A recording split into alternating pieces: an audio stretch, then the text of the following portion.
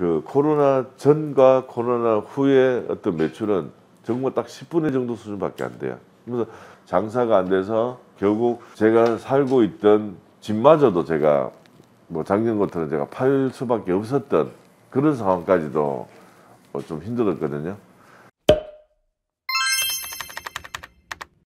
저 같은 경우는 사실은 우리가 학교 앞이다 보니까 저희들 고객의 90%가 학생이었어요. 그래서 제가 지금 여기서 장사 지금 한 10년 넘었지만 실제 제대로 배달을 시작한 지는 한 2년 정도밖에 사실 안 돼요. 그 얘기는 뭐냐면 정말 말 그대로 코로나가 터지고 매장의 매출이 정말 하루에 만약 매출이 10만 원이었다면 코로나 터지고는 사실은 하루 매출 만 원밖에 안 됐어요. 왜냐하면 학생들이 학교를 안 나오니까. 그러다 보니까 그전에는 제가 배달을 안 하고 있다가 코로나 터지고 제가 배달을 다시 시작했는데 저는 매장 위주로 하다 보니까 갑자기 배달 처음 시작하니까 참 힘들었어요.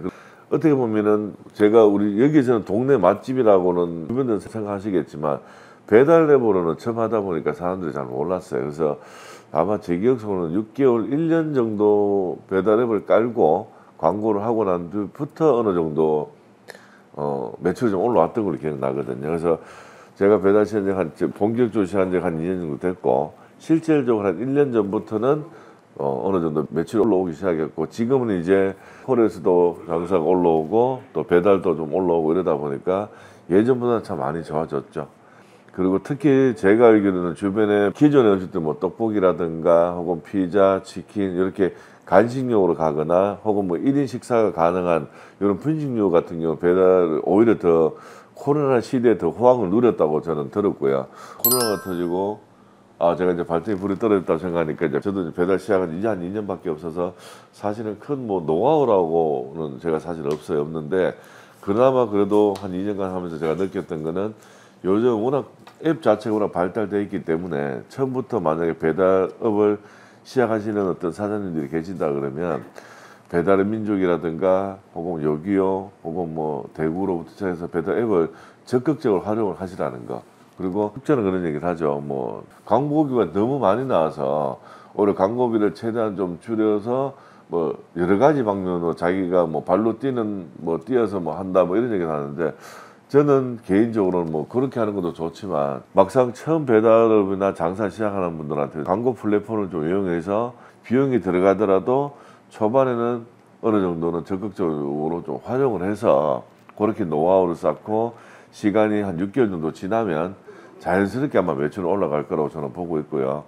아마 처음부터 너무 소극적으로 광고를 활용 안 하고 모든 걸 제가 수작업으로 다 한다거나 뭐 몸으로 다 뛰겠다 뭐 이렇게 하면 그게 또 성공을 할 수도 있지만 그렇게 되면 너무 힘들어요. 본인들도 힘들고 그래서 저는 그거보다는 좀 더 수월하게 해서는 광고 플랫폼들을 좀 활용을 해서 처음부터 어느 정도는 기반을 좀 잡아 두시는 게 그리고 처음에 어떤 어느 정도 고객들을 확보를 해 놓으면 그 고객들로 인해서 사람이 사람을 몰고 오는 것처럼 어느 정도 맛이 있고 또 이 집에 어떤 장점이 부각이 된다면 훨씬 더 많은 매출을 저는 올릴 수 있을 거라고 저는 그렇게 생각합니다. 저 같은 경우는 사실 한 1억 정도 들었어요. 1억이 들었던 이유가 초반에 원래 찜닭집이었고 그리고 그때는 대학가 주변이 굉장히 또 장사가 어느 정도 잘 되는 구역이다 보니까 이게 뭐 권리금이라는 게 있었어요. 그래서 그때는 권리금이 뭐 바닥 권리금이니 혹은 인테리어 뭐 시설 권리금 이렇게 하다 보니까 6천만 원 정도 권리금이 있었고 그리고 이제 이 가게 인수하면서 나머지 어떤 월세라든가 이런 걸 하다 보니까 거기서 한 1억 정도 들었는데 제가 막상 장사 시작을 하면서 느끼는 게 뭐냐면 이건 번외적인 얘기지만 만약에 처음 장사를 시작한다는 분은 맛있는 찜닭의 맛집의 어떤 브랜드를 사용한다거나 혹은 본인 장사한다 그러면 굳이 이 권리금이나 이런 것들은 크게 신경 안 쓰셔도 좋을 것 같은 게 초반에 제가 생각할 때 이제는 한 4천, 5천 정도만 있어도 장사는 가능하지 않을까 싶어요. 그 이유는 체인이 아니라 개인 브랜드에서 내가 이 브랜드로 혹은 내가 만든 음식이라든가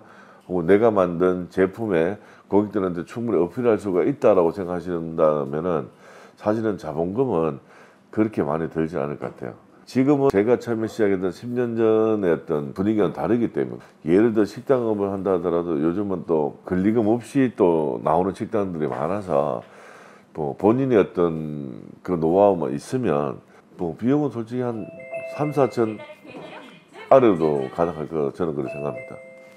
우리랑 세대가 좀 다르구나.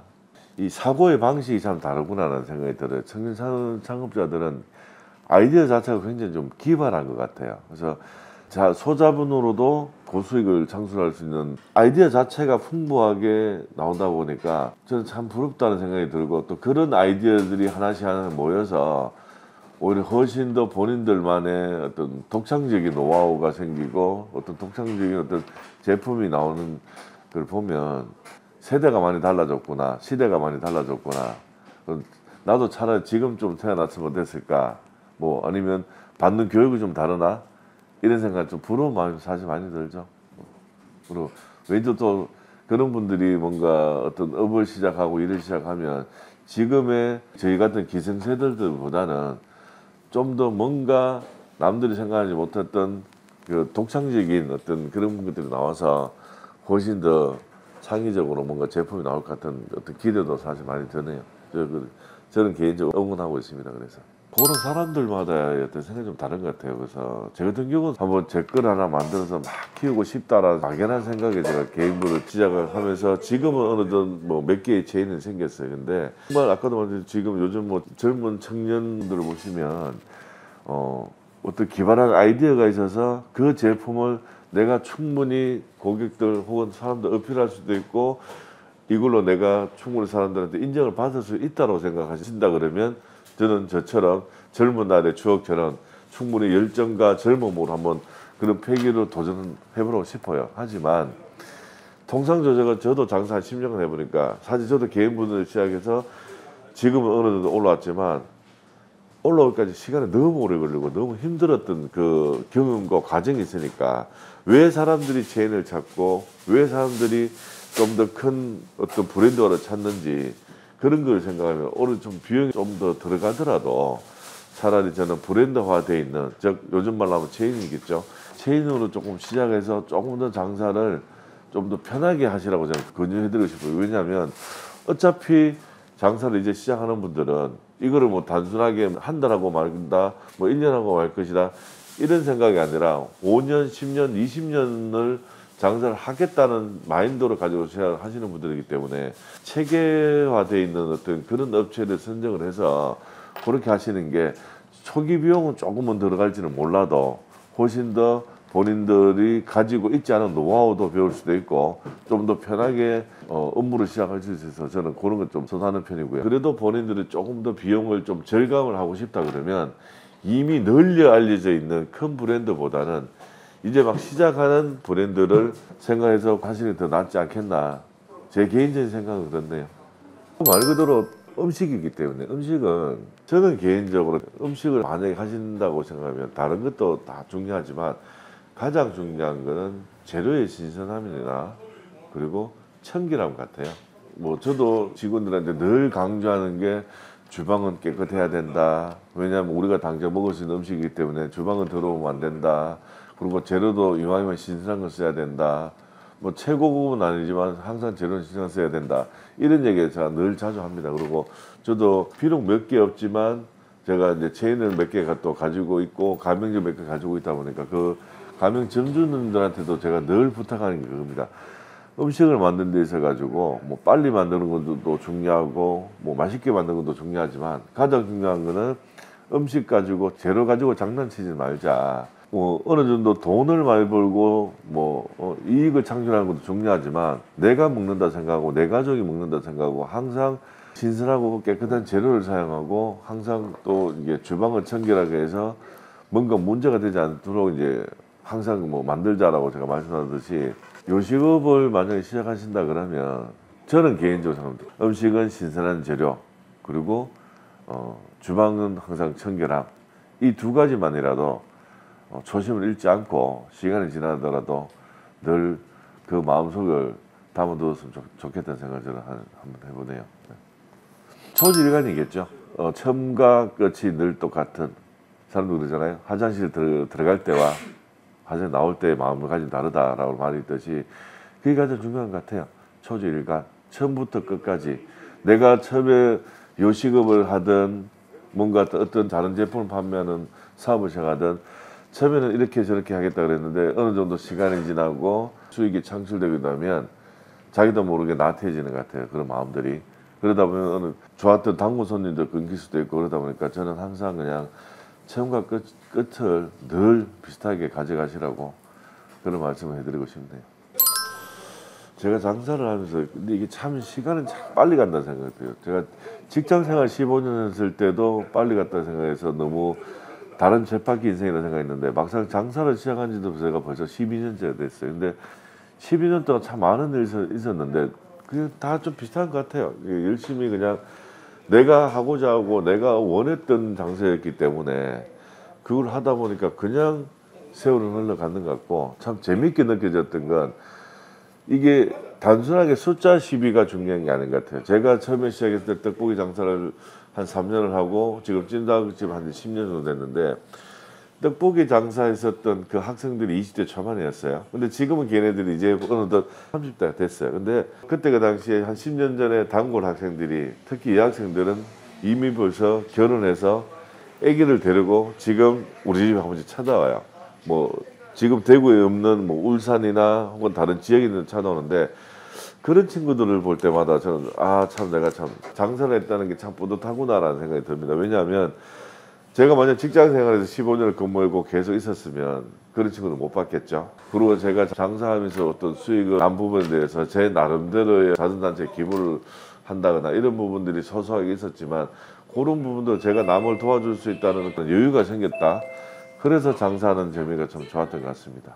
그렇죠. 저도 사람이니까 후회할 때는 있죠. 사실 직장인 생활할 때 제가 토요일 일요일 다 쉬면서 뭐 가족들하고 같이 뭐 여행도 가거나 혹은 개인 생활을 즐기긴 했지만 막상 제가 자영업자가 되고 나니까 이게 좀 사람 욕심이라는 게 직장 생활할 때는 한 달에 한 번씩 급여가 나왔지만 장사를 하니까 하루에 현금이라든가 돈이 눈앞에 보이다 보니까 이게 견물생심이라고 저도 모르게 욕심이 생겼어요. 욕심이 생기다 보니까 쉬는 날 없이 거의 뭐 1년 365일 계속 일을 하고 있는 제 모습 봤을 때 이건 아니구나라는 생각이 들었는데 그런 부분은 좀 후회가 좀 되고요. 저는 처음부터 이게 분 10년 가까이 거의 쉬지 않고 쉼없이 달려왔던 이게 제가 습관이 되니까 이제 와서 다시 좀 뭐 예전처럼 내가 좀 쉬려고 마음먹으니까 오히려 그게 잘 안 되는 것 같아요. 그래서 저는 혹시라도 장사를 즉 자영업자를 시작하면서 식당을 하든 뭔가 시작하는 그런 분들한테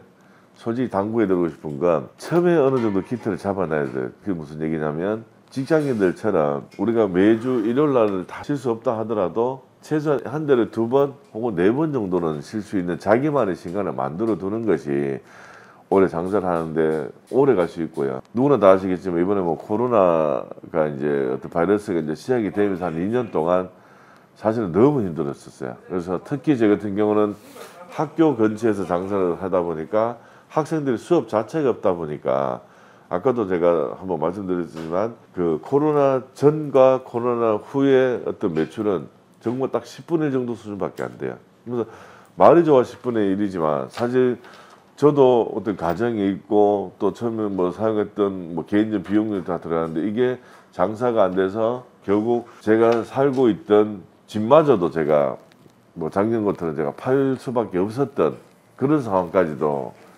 좀 힘들었거든요. 그러다 보니 그때 처음으로 제가 사실 후회를 했죠.